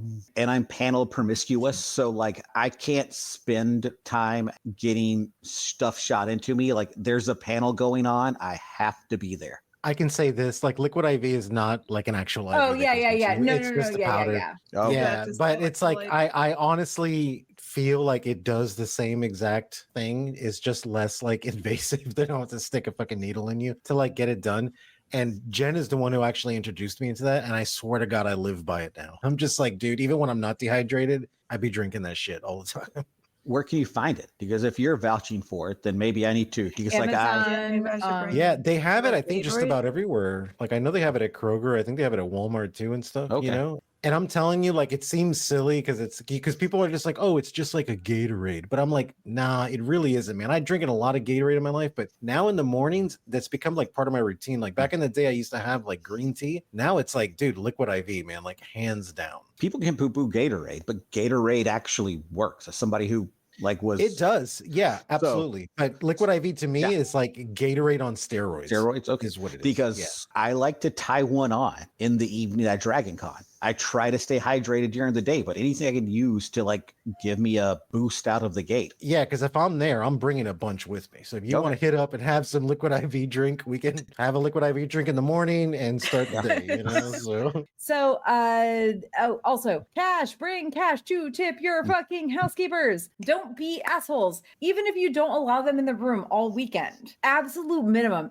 is $10 per person. $20 per person should be like I'm sorry, but like $20 per person in the rooms should be the just tip your fucking housekeepers, because like, even if you don't allow them in the room all weekend, and even if you try to clean it up at the end of the weekend, they still have to fucking deal with it at the end of the day. And they don't get paid enough, especially in the South. Bring fucking cash to tip your housekeepers. Tip over, because there will be a lot of people that are just going to under tip. Like, I got my Drunken Dragon Hotel order today, and Sven always sends out like a swag bag with everything. And in the swag bag, he included a little envelope to specifically put your tip for your hotel people. And he's like, hey, in his little like hotel check-in thing, one of the things is like, I gave you an envelope to tip the hotel staff at your hotel because they do a lot of work and we should thank them. And this goes into my cocktail group. We do a meetup on Thursday. We do a lobby crawl. And I always tell people, if you're going to more than one of the hotel stops with us, try to go to one of the hotel bars and tip them well, because they're dealing with a lot of crap this weekend. And Dude, the bartenders are dealing with so much. Go there, support them, and then try to just get like one drink there every night. Like, even if we're bringing our own stuff, just go and support the people, because a lot of people are not going to take care of them. If we're supposed to be cocktail people, then we have to support the people who make our cocktails. And I'll get off my soapbox now. But yeah, tip the people that take care of us, because like you said, they're not making nearly enough. Like, this is a fun week for us. This is their livelihood. And we need to make sure that they're taken care of too. I don't know who added this. We're bringing our own cart this year to get things to and from our room. I've had a cart for years. Like, I just bought a cart. This will be our first cart year. Yes, cart. It makes sense that obviously we're still going to have a bellboy cart situation going on, but also we bring a lot of alcohol. Yeah, cult of the carts over here. Honestly, I'm joking. I'm not trying to make a cult of the carts. I'm just saying, like, having a cart to bring your shit to your room. Oh my god, they're amazing. They fold up into these little, like, tiny little bricks. It's like this wide and like that tall, and then you put everything in it. Mine is insanely long. Mine is like longer than I can actually stretch my arms, and it usually will take me 2 trips to get stuff to the room, because I have that cart. Yeah. You want ice? You got a cart for ice? Yep. So one of my tips for making cocktails at DragonCon, if you don't want to bring, like the first year that I really did up a lot of drinks at DragonCon, I brought like 12 bottles to my hotel room and was making drinks on site. Then I learned, no, pre-batch your cocktails at the house. Just bring a few big bottles full of your drinks, and it will save you so much room. If you're doing anything that has citrus juice, leave it out, make it as is, and then just bring the fresh citrus and juice it on site, because that will oxidize. But all your spirits and stuff will be fine in a big bottle for the duration of the con. And it's a lot easier to bring 4 bottles down than 12. Like, I bring really good metal bottles to keep it cool and stuff. But if you just want to bring in plastic bottles and recycle them at the end and not worry about taking them home, that's one of my big tips for people who like to imbibe and save a little bit of space, because I wish I could be the dude that has like the bellhop cart full of a liquor store, but my wallet can't afford that. And I'm just too old to do that. I'm like taking notes. I kind of got into drink making this past year, so I'm just like, oh, maybe I'll go to that meeting. I know. Last year, you and Keith were like, I had a tiki party, so I bought a Smuggler's Cove book. Oh, that's a good one. Yeah, come out on a Wednesday or Thursday. We're doing our cocktail group is doing 2 meetups. I mean, I don't do anything on Wednesday. Now he's talking about the cocktail group and showing his ribbon. Yeah. That is something I'm just like, oh, maybe I'll do that. Last sort of like tips and tricks of parking. Host hotels are valet only, and prices have fucking skyrocketed the past couple of years. They have, but I also still do not trust those other parking lots at all, because I've heard so many stories. Even the Hilton, I don't trust. Hyatt is at least $50 per night now. Several nearby parking garages are like somewhat cheaper, like the Sunchest Garage. There's always Spot Hero, but I do not suggest Spot Hero. Sorry, not sorry. Like, people are always suggesting Spot Hero, and I'm like, hey, remember the time like I paid for Spot Hero? And this wasn't even for Dragon Con, this was for MomoCon. I paid for Spot Hero and they put a fucking boot on my car. And it was Memorial Day. So I had to like, it took me like hours to fucking get that figured out. And in the end, it was like, oh, everything was fine and they shouldn't have done that. But oh, you still had a boot on your car and it took you like 3 hours to fucking figure it out. And Spot Hero will like Airbnb you. I just saw somebody who said that like they canceled their spot and moved them like 3 miles away. Yeah. Which most of the time is not that big of a deal, but during Dragon Con is a humongous deal. Because I also think that like they move them 3 miles further south. And like I'm not one that does like the horror stories about how bad like Atlanta is and it's like Dodge City or Baghdad, but still like you don't want to walk 3 miles at like 2 a.m. Like I had friends who paid for spots in garage parks, and there were still cars in those garage parks that were broken into. So I honestly like I will pay whatever the hotel is telling me to pay. The thing that sucks is that they know that, and that's why they keep raising the fucking prices. And like, here we are. Like I'm a firm believer in MARTA parking. Doraville, Lennox, probably not Lindbergh. Lindbergh's had a lot of break-ins recently, like a lot. It's probably not going to happen to you, but that's the most likely one. But yeah, like the problem is MARTA. Like, so many people can't do that because they're bringing so much stuff like cosplay-wise and stuff. So I know that a lot of people, they will pull into the park, they will unload, and then one of them will just drive the car back. And while one other or the rest of the group is like handling the stuff. I mean, that might be nice, but I can't. I do my shit on my own. and I don't like. I'm local and like I'm not a cosplayer, so like I speak to my experience. Right? No, of course. Long-term MARTA parking is one of the best options. And he is also like hotel valets. I hear stories that they're like filling up Wednesday night, Thursday morning because so many people, like there's way more hotel rooms than actual parking spots. And so I've heard horror stories of people thinking that they were going to park at the hotels and the parking lots were full. There was no room at the end. Thursday, it might be an issue. It's rough. Yeah. Yeah. Okay. Dragon Con 2025, personal highlights. Panels. I guess because the app hasn't come out, nobody else probably has panels that they know about, maybe? Not definitely, no.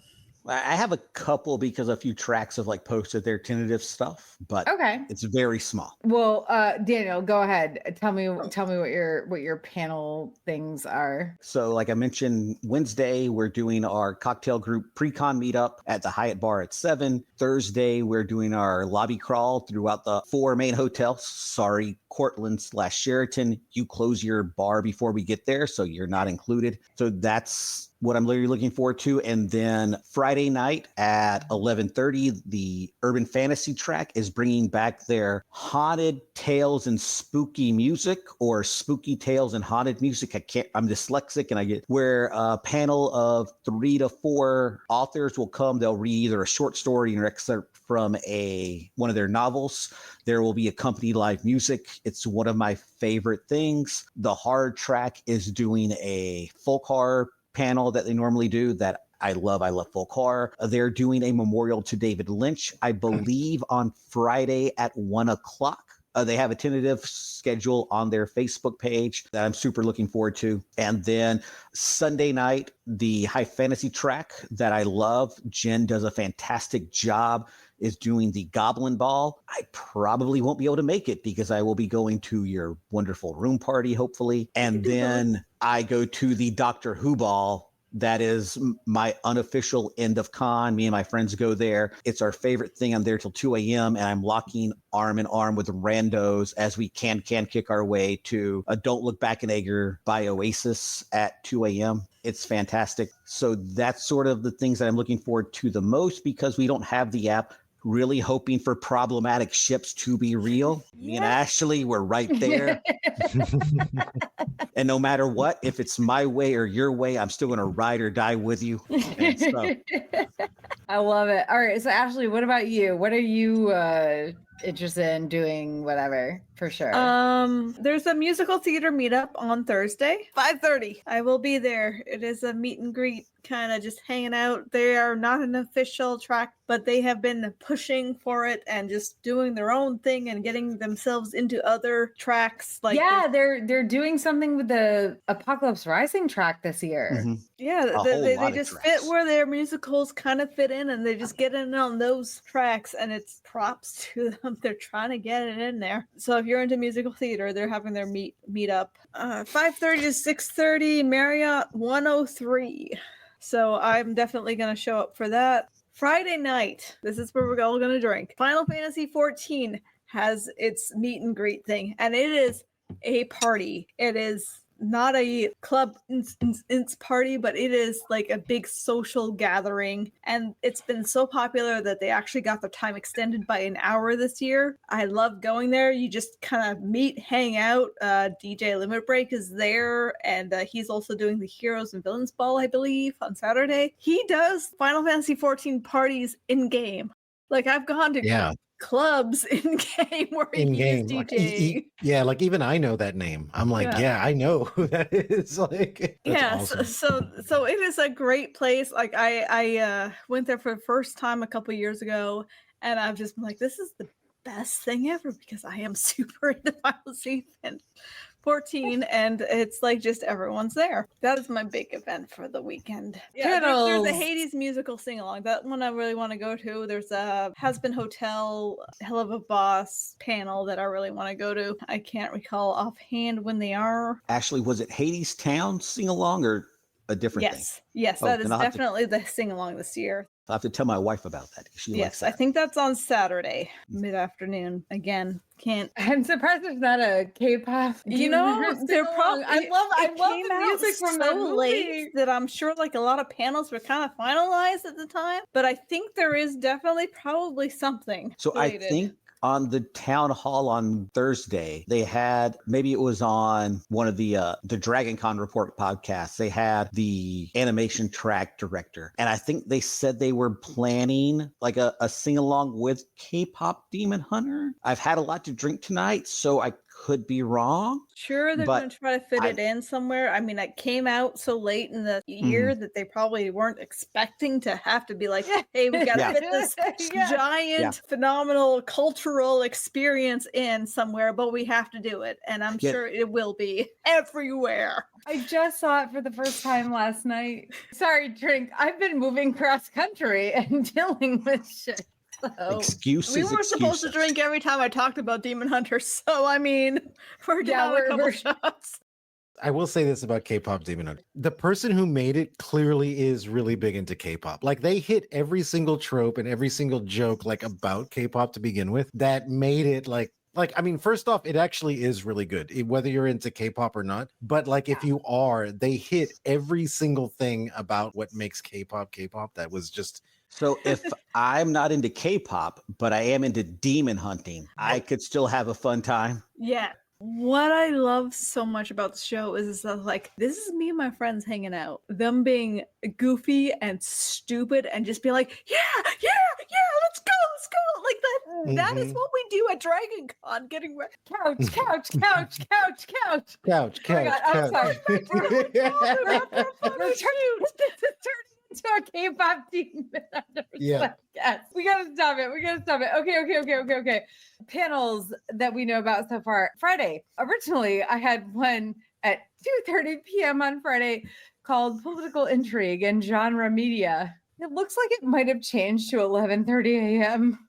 I was looking forward to that panel, but like now 11:30 a.m. is the break for me. So like, I don't want it to have changed that. I hope it hasn't, but it is what it is. I see in Baldur's Gate both at their photo shoots at 10 a.m. Great. Although, I mean, I do enjoy like AM Tara panels because I see her. I don't. I know you don't, but as a viewer, I do. Hungover Tara. Oops. Oh yeah, exactly. Like, I'm not in front of a group of people having to be coherent. I'm on the back end silently judging. It is what it is. If it was moved from 2:30 to 11:30, I won't really actually know 100% for certain until the Monday. full official schedule drops. My schedule says 2:30. I got another email that says 11:30. It's probably 11:30, and I hate my life for that. It's American Sci-Fi Fantasy Media. We're talking about The Hunger Games, The Expanse. I'm kind of excited because I haven't worked with American Sci-Fi Fantasy Media Track in a long time. Saturday, as far as I know, 1 p.m., Night of the Seven Kingdoms. 7 p.m., Jon Snow, Bastard of Winterfell. 10 p.m., Mental Health in the Cosmere. That's a weird 10 p.m. panel because it's very serious. How much of the Cosmere have you needed to read, do you think? I would say you absolutely need to have read all of both Mistborn Era 1 and Mistborn Era 2. Oh, because And I've all got of her. Stormlight. Sunday, 1 p.m., Silo. 4 p.m., Wind and Truth, which is Stormlight Archive. And then 8:30 p.m. on Sunday night, Genderqueer High Fantasy. I am both nervous and excited about this because apparently I'm a moderator and Anything that encompasses the entire genre, it's like, well, I have not read the entire genre, so yeah, I have like 2 recommendations to give for that, so I'm a little bit nervous about it. But thank God I have nothing on Monday. So there was a Has Been Hotel versus Hell of a Boss panel that I am absolutely going to be at. It seems like it's going to be awesome because it's my first year cosplaying Has Been Hotel was before the show came out. The next year at the photo shoot was just like they took up like every stair in the entire I was like, holy shit, this thing just blew up. So I'm going to go to that because I really like that show a lot. And I'm also a musical theater nerd. So when they like cast these people who are like Mimi from Rent, the original, I'm just like, holy shit. And yeah, I'm big into it. what are we cosplaying this year? Let's start with Manny. Manny, are you cosplaying anything? I have no idea. I don't know. It's just going to be like, at this point, it's just a roll of the dice. It's like whatever paycheck falls on whatever week that maybe I can make something work like at the last minute. I have plans and I have ideas. There's a costume I've been trying to do for the past 3 years, and Ashley is the only person who would know what it is, but it's Estinian from Final Fantasy 14, Yes. right? I've been trying to do that one for 3 freaking years. It's never going to happen because I'm just like, dude, it's too much. It's too much to build. But I've been trying to do it. Clothes now. Because like the technology is so great now, because I wanted to have the Eye of Nidhogg, but like to where it's like LED, so it's like the eye and stuff, you know? So I have all these grand plans for it, and it's the only thing I've been thinking about, but dude, in the end, it's way too much. And I tried to start it, like drawing it out and penciling out earlier this year, and now it's just like to the end of the year, and I'm like, I haven't even touched it. I don't know what I'm going to do now. And the other one was going to be, hello, fellow young targs. I was going to do that one, because I thought that would be funny. I think that it's possible, but not a week before con. Like you give me like a year. A year. You would need a good year for that one. Because right? that's a lot of armor if you want to do armorist Nidhogg eyes. Yeah, and if you want to do helmet Estinian, like that's even more time. But that has been like a cosplay love that I've wanted to do for the past few years since I finished that expansion pack, because I never got beyond that. But that expansion pack to me was so beautiful. That I just kind of stopped after that because I was like, look, this just was so perfect, you know, that I had a hard time going back. So I don't know yet. I think you could absolutely do hello, fellow targs, like very easily. All you need is like an eye patch. What you need is like the similar cosplay to Steve Buscemi. Like you don't need. I don't need anything. Sort of, right. You don't need the actual. The whole point is to look cheap. But then who would get the joke though, right? Because me and Tara. Literally anybody. Literally anybody. Sacrifice and fire peeps are down for the cross. Yeah, so if I can pull anything off, it is probably going to be that one, right? Because like I have pretty much what I need for that already. So and honestly, a funnier cosplay for me this year would probably be better than something more serious. It's possible. I'll say it's possible. But that would probably be like the only one I think that I would really have in the bag. It's just too late in the year at this point. Daniel, you're not a cosplayer. I know that, right? So I'm not a cosplayer, but during the day, I'm going to wear my t-shirts from Ian Lino, him and his wife, Tammy. They are amazing. I'm so happy because they have moved on to doing like officially licensed Lord of the Rings stained glass with their Geek Orthodox. So they are, he's retired the t-shirts, but I have probably 20 of his shirts in my closet. So it's going to be a very weird experience going and not getting a shirt from him, but I'm still going to rock my Ian shirts during the day. And then at night, I'm going to switch over to my Drunken Dragon, Dragon Con themed tiki shirts. And so that's how I cosplay. Like, I want to get my cocktail group to cosplay as cocktail bottles, but I'm still working on that. So maybe next year, to where we're just walking around casual cosplay, not like, because like somebody came to our meetup last year as a bottle of Angostura bitters, which was fantastic. If you see this, please do that again this year and let me know your name. You just came and you took pictures and you left. But I would love to do like casual cosplay, just dressing up with colors that look like the cocktail bottles. So yeah. But no, Ian Lino, shirts during the day, Drunken Dragon, tiki shirts at night. That is how I get down at Dragon Con. What am I cosplaying? I'm doing some random shit. I have no idea what I'm doing Thursday yet. So that's fun. Friday, I'm doing Merlot's Waitress, which is basically going to be Sookie because I'm blonde from True Blood. I have a secret costume group on Saturday that I'm very excited about. Sunday, I think I'm doing, Tracy Stevens from For All Mankind. She's an astronaut. And then Sunday night, I'm going to be a off-duty Canadian Mountie. When you posted that, I laughed out loud. Because we're doing a Canadian-themed party, and so no other cosplay stuff. Parties or late night stuff. Here's the question. Has anybody heard of this? This is something somebody posted in the subreddit that I was like, what? I've never heard of this. After Dark panel, but I think it's called Son of Sam. Last year it might have been Wife of Son of Sam or something like it. Basically, you watch a mix of classic and contemporary internet videos, and every now and then there's wacky audience pop quizzes about the video. So I'm I've almost heard of this. I'm almost positive I saw this either on the anime or animation track schedule last year. But it's not like when you hear like the Son of Sam stuff, you're thinking like serial killer. No, it's real, but it's not nearly as urban legendy as the subreddit wants you to believe. Ashley, there's a Final Fantasy meet and greet. Yes. On Friday night, there was a meet and greet for Final Fantasy 14. If you go to the Final Fantasy photo shoot, you will notice that the group that takes up the most stage presence might be 14. And maybe they should get their own photo shoot section, but they won't give it to them. But maybe they should, because they are pretty much the entire group. Just saying. That is absolutely true. Like Final Fantasy 14 is its own Final Fantasy thing, right? Like It's World of Warcraft. It should never be blended in with your typical mainline Final Fantasies. They are two different worlds, and Final Fantasy 14, I'm sorry, is way bigger than big. Regular. Yeah, Final it Fantasy is huge. 7, they do take up a good chunk. 14 is just like 14 is huge. It has been going on for years. Let's get back on track.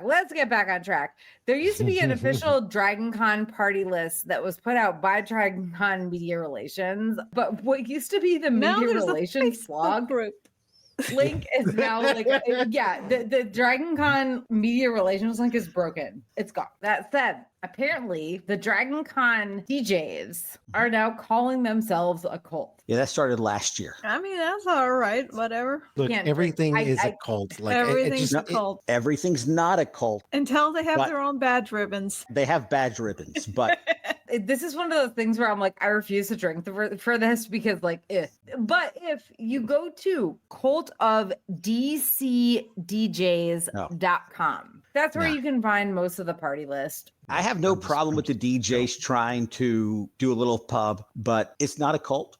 Much like the cult of Buc-ee's is not a real Dragon Con cult. That's a cult in real life. Like they want to make Buc-ee's a Dragon Con cult. Should not be. Got it. And like with all the cults that I've seen kind of happen, they happened so naturally, right? Like FedEx John, like how natural that was and how beautiful it was. Corgi butts. Corgi butts. Yeah, even Corgi butts. Dude, it was like, wow, that was so natural. It's gonna be a thing. Yeah, I don't think that's going to become a real cult, but I kind of hope it does because I saw the butt blossom in my very view. And so. But also, I feel like Cult of the Clean Butts goes beyond corgis. Like, bring your butt wipes. Bring your butt wipes. Bring your deodorant. Good name. And a cult needs a good name. Bring your butt wipes. Last but not least, guests, I guess. Did we talk about cosplays? I did not talk about my cosplays. I thought you did. But I mean, if no one else wants to talk about No. that's Talk okay. about your cosplays. Talk about your cosplays. I've drank an entire giant bottle of wine. Ashley, talk about your. So for the meetup on Friday night, because I can't go to the actual photo shoot because it's too early and there's too many things overlapping. But the meetup is on Friday night, so I will change and do my cosplay there instead. This was a whole thing within my cosplay group because we had to like coordinate and stuff. And we are doing the boss that has killed Statics, that has terrorized the entire past 6 months, Final Fantasy XIV. I am doing Sugar Riot and my minions. And my minions will be there in full costume, and we will terrorize everybody. I love this. Give me Ether Meow and be like, squirrels, they will kill you. And also manta rays and a giant yan that may or may not headbutt you. It will happen. You have been traumatized. We will traumatize you again. And that is our Friday night cosplay group. I've been waiting this entire podcast. So this is something I was not worried about before, but now I am.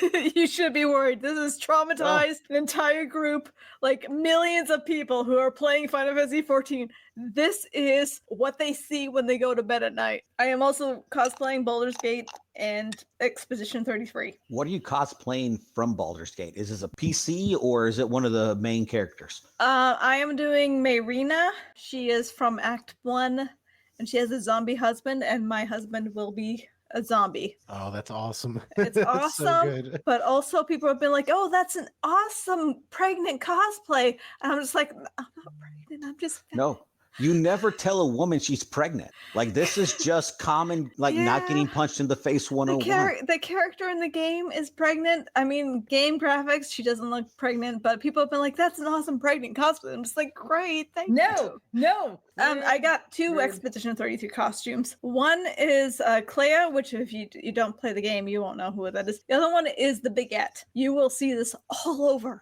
I guarantee you it's going to be all over Dragon Con. It's the striped black and white shirt, suspenders, red beret. You're going to see it a lot because it's super easy and Expedition 33 is awesome and people are into it. That could be the real panel from the test stuff because there is a mime baguette panel. Yeah, I saw that in the app. You're doing mime with a baguette. And I'm just like, I don't like mimes, but I like a baguette. So, and there will be a lot of people there dressed as mimes with a baguette. That's exactly why that was in the app. It'll be a big thing, I think. That's an easy cosplay for people to do. Anyway, so that was my rant. I decided to do it. Oh, no, I'm sorry. We kind of skipped your cosplay. Morgana. That's the other costume back there. It's a visual novel. So there's a couple of guests that I'm excited about. Christopher Lloyd. I'm really, really hoping that the 12th hour announcement is going to be Michael J. Fox. But even if not, like Christopher Lloyd, I'm super excited about. And then the psych cast. Like I would love if they announced Dule Hill and Sean Ruddy. Is that the main character's name? I've had a lot of tiki cocktails and I'm into now just straight bourbon. So that's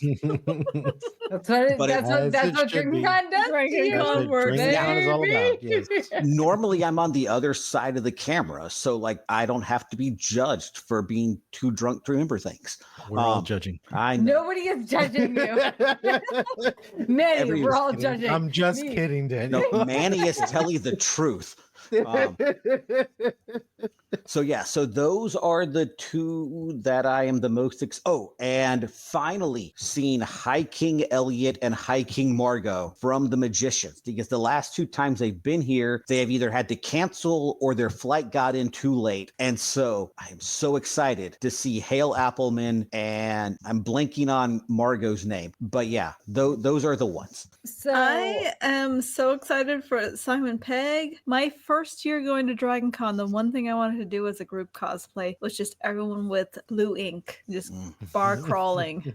And it never happened. And then, kind of died down. And I'm just like, oh, that would have been so awesome. And that's still kind of like a thing that I've always wanted to do. It's just the blue ink going bar crawling across Dragon Con. First things first, I don't ever remember this, but apparently it's happened before. Either way, this year, for at least some guests, you can pre-purchase autographs and selfies. That was the first time last year. Okay, I don't know what the pricing difference is outside of like there being a fee of like $4.25 for the ones I've looked at so far. I don't know. If Epic lists it at like $50 plus the fee, maybe it's only $40 if you don't prepay. Like I've tried asking around, but I did it for Dominic Moynihan last year. okay. The price is an issue for me. What I'm questioning is, do you not have to wait in line? No, you still have to, Okay. because so I prepaid for Dominic Moynihan because I'm really bad about having cash on me. And in the Walk of Fame, Wi-Fi service is super effing spotty. Like I've been in the past where like people, when you're going to pay, if the Wi-Fi is bad, they just sort of push you out of the line and let other people keep coming until the Wi-Fi is good. And so that's what I did because I want him to sign a Scotch canister because I'm a big Lost nerd. I was more than happy to pay the service fee just to know that I was... I don't care about the service fee. What I'm wondering is like, but I don't want to pay the fee if it's not going to actually get me. You're right. Like if you're wanting to skip the line, then it's definitely not for you. The only ones I care about are Deborah Ann Woll. I want her for True Blood. Oh, so I want her for just D&D. She's an amazing dungeon master. Like I love Daredevil, but like I love my D&D nerds, and Deborah is a proud D&D nerd. Like I would get her to like autograph my player's handbook. That's what I would want her to sign. I know last year I really wanted Baldur's Gate peeps, but I underestimated their popularity by a lot. They were like sold out and like lineups for hours. And it's like, oh, okay, maybe I should have planned this out more. I also want to meet Charlene Harris, who wrote the books that True Blood is based on. To be honest, the books are not great. I fucking poured through those books. So they're good for fun. That's what they're there for, to bring you joy. They brought you joy. Exactly. Oh, Tara, is there a Red Rising panel or anything going on this year? Because my wife has read those based on your recommendations. No, I'm annoyed about it because this is a huge series, but apparently it's a TV series, so it doesn't matter. It's part of the sci-fi literature. We barely got a panel for Red Rising last year. It was at like 1 p.m. on Monday, but it like went really well. It was received really well. I like the sci-fi lit track. I don't go to a lot of stuff, but like I like the things they do, but they don't really support a lot of contemporary. I love Relevation Space, and like I don't know enough about like overall sci-fi lit to be like, hey, you need to do a Relevation Space stuff because like half of the series is like 20 years old. Half of it's within the last 5 years. If we're going to grow, we have to grow. We have to support current things. And like I said, I really like the sci-fi track. This is not a slight because it's hard. I would love just to talk about the things that I love. But I also know that we need to talk about new things because we have to keep growing. We have to keep bringing people in. Like, I don't like reading old fantasy. Like, I like to read contemporary fantasy. And yeah, like I think we need to bring new authors, new readers in, but I feel like I'm on a soapbox now because I'm on the brown liquor. Let's kind of conclude here. First of all, find me for Drinkin' Con badge ribbons. I just ordered a whole new batch of Drinkin' Con badge ribbons. Any other stuff that you guys want to... You guys were talking about guests, and there's only one guest that I'm waiting for that has never shown up and probably never will, so I just don't really care about guest stuff. I just want Keith David to show up. Okay, Keith David is my favorite voice actor of all time, and one of my favorite people, and he's like the only person. He's the one person I've been waiting for since 2012, since I walked in, where I'm like, I just want him to show up. Okay, that's it. And never got it. That was it. This year, James Charles Miller is going to be performing. He has performed before when I was at Dragon Con, but we never got to any of his shows, and it sucks because we're like, holy shit, why did we keep missing these shows? Why didn't we go? He does all of the songs from Final Fantasy 14, so yeah, drink. So definitely going to show up for those. I think that's the only other big thing that I wanted to mention. Oh, Hades Town Sing Along. I'm going to go to that because I like Hades Town a lot. I'm going to sing. Nice. So my closing question is, what Dragon Con prep are you guys doing? Minnie, what is your Dragon Con prep? Just great. Just drinking. That's it. Look, Tara, you know me. People who know me that I just like raw dog things where I'm just like, you know what? I'm not going to plan for it. I'm just going to see what happens. I'm just going to roll the dice. Maybe it'll be good. Maybe it'll be bad. But either way, it'll be a story to tell one way or another. No prep right. necessary. Ashley, what about you? What's your I've Dragon been Con just prep? taking the vitamins.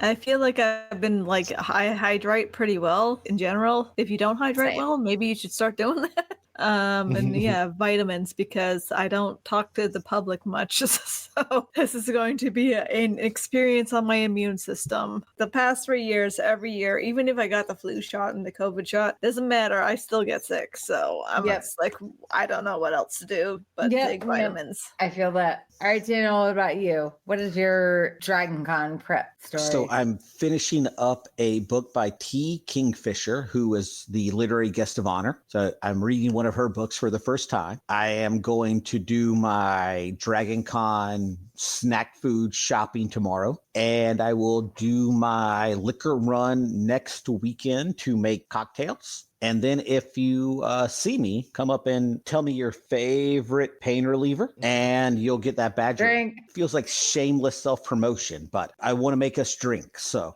I'm not looking forward to the app being updated on Monday, because one of my favorite days of the year is Saturday with a big mug of coffee. I sit down and I make my one spreadsheet to rule them all schedule.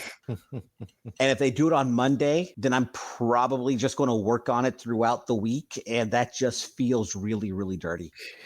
But yeah, just a tip for new people, put everything that you're interested in on your schedule. Yeah. I have 8 things at a time, a lot of the time, because you never know. One, I've done a lot of horror track stuff. I don't want to do horror track right now. Or I'm in the Hilton. I don't want to leave the Hilton. Or I want to go somewhere and I can't get in. Put everything you're interested in on your schedule, because you always need backup plans. And I got plans need backup plans, and then you won't even do those. Yep. And I got to in the get hotel room being like, well, I don't want to get up, so Exactly. I don't want to wake up. I don't want to do things. Thanks again for joining us for Drinkin' Con version 9.0. We will be back with our post Dragon Con show, Drinkin' Con The Hangover, probably the weekend of like September 13th, depending on how we're all feeling post-con. So make sure to follow at A Geek Saga on Blue Sky, Facebook, Instagram, Threads, or YouTube so you don't miss out on the announcement. Last but not least, please consider supporting us on Patreon at patreon.com/geeksaga_entertainment.